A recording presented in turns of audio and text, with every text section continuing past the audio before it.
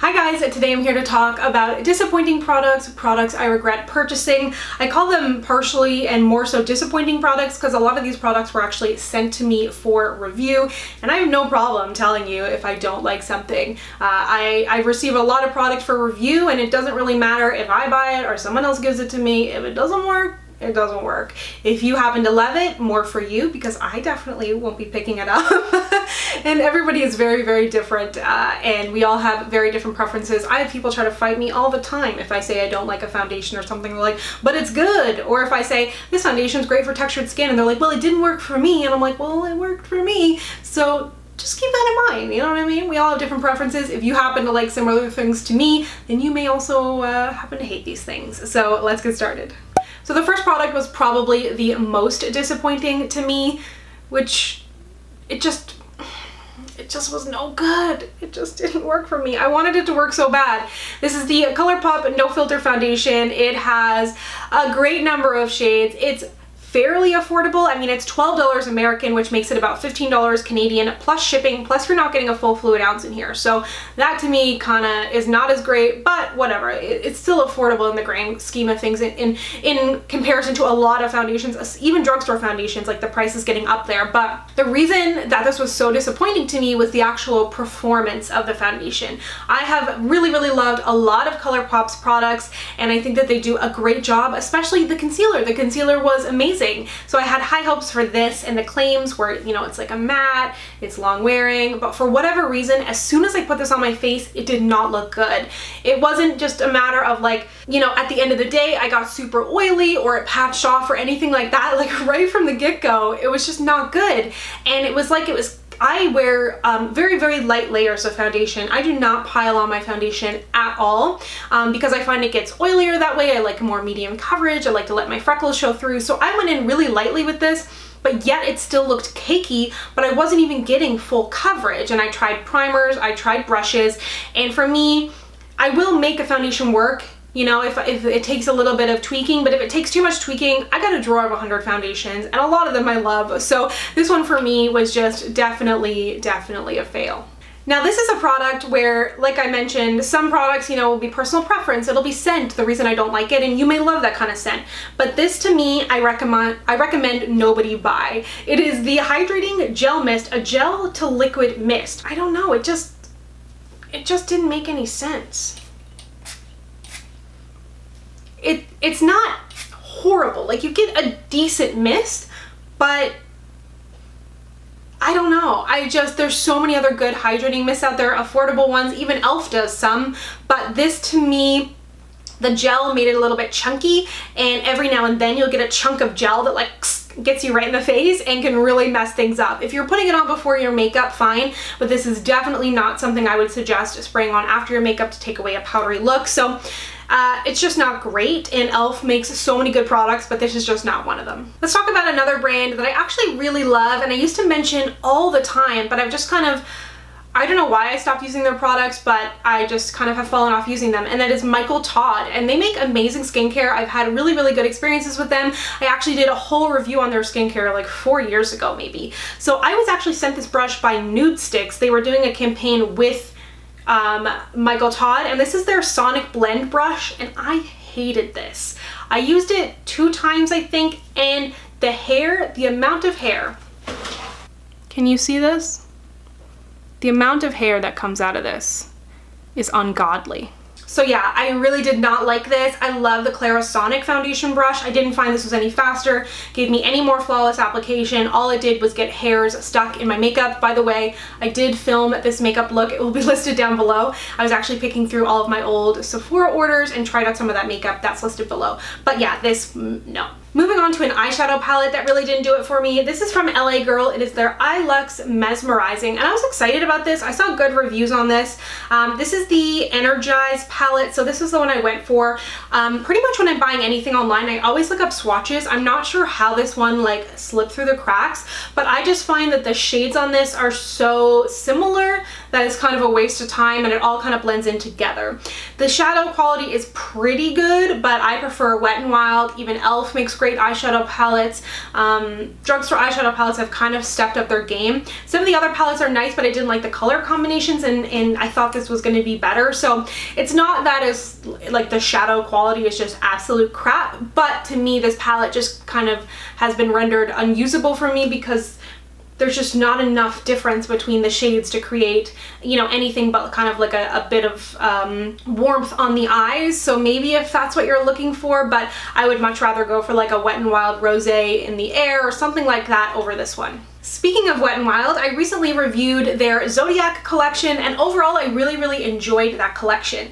In that video I mentioned not loving the loose highlighter, but I'm not going to include that in this video because it was really purely a preference thing. Like, that shade was just no good for me, but I know it will be great for a lot of other people. So I'm including this highlighter because I just don't see how this can work. And of course there's going to be people out there who love this. But what really confirmed this to me, I should tell you exactly what it is first. It is the Wet n Wild Mega Glow Highlighting Bar in Water. And this is a blue. They've done blues before. I have a Mega Glow in my makeup collection right here that they did. It was part of their like flower highlighters or whatever they were, and that had an iridescence to it, a little bit of depth. It was interesting. This just is blue. It doesn't have that shift, so I don't understand who could wear this on their cheeks and have it not look like a bruise. So my friend Shell, she wore it and she said the exact same thing. She has light, fair skin, so I didn't even try this on my cheeks. I was like, there's no point. So to me, it's just kind of a waste of time and kind of annoying because the other 3 highlighters in that collection are gorgeous. Fire is so beautiful. And yes, of course, you know, it's water. You want to make it blue, but I feel like there's other ways around it so that people would purchase this and actually make use of it. Maybe you're a water sign and you just want to buy it and collect it, or maybe you want, you know, you liked that look on your face, or you could use it as an eyeshadow as well. But for me, I'm kind of just like, meh. Lots of drugstore in here. I'm not sure why. I'm a big drugstore girl, but I hold drugstore to just as high standards as I do any other brand. There was no like rhyme or reason in picking out these products. But recently I did a video, or a couple months ago now, on all of the new things from CoverGirl, and basically everything from that launch, beautiful. They've done such a good job.